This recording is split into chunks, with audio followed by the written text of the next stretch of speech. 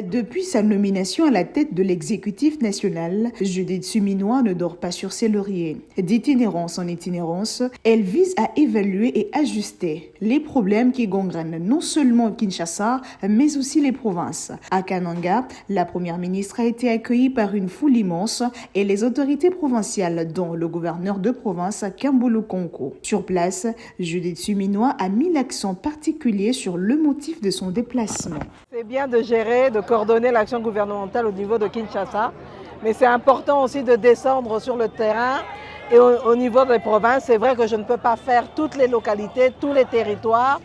toutes les ETD, mais au moins arriver dans les chefs-lieux et essayer d'aller le plus loin que je peux pour me rendre compte moi-même de ce qui est en train d'être fait, de ce qui est en train d'être mis en œuvre en collaboration avec les différents gouverneur de province et donc ici le gouverneur du Kasaï central, et ça me permet ensuite de voir comment on peut mieux faire les ajustements nécessaires par rapport à la mise en œuvre du programme d'action du gouvernement qui est exécuté ici dans la province, et s'il y a des ajustements, voir quelles sont les contraintes, quels sont les goulots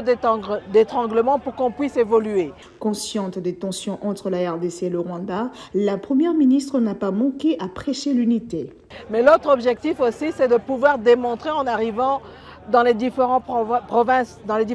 et donc ici au Kasaï central, que la République démocratique du Congo est une seule, indivisible, et donc c'est de passer ce message de paix, de cohésion nationale, parce que je pense que dans les moments actuels où le pays est agressé par le Rwanda et ses supplétifs du M23 FCC, il est important de montrer à la population que nous devons être tous unis derrière le chef de l'État, son Excellence Félix-Antoine Tshisekedi, parce que nous ne voulons qu'une chose, le respect de l'intégrité territoriale du pays, le respect de notre souveraineté. Notez que la présence de la première ministre à Kananga vise à rassurer la population de l'engagement du gouvernement, à améliorer leurs conditions de vie et renforcer les synergies entre Kinshasa et les administrations locales.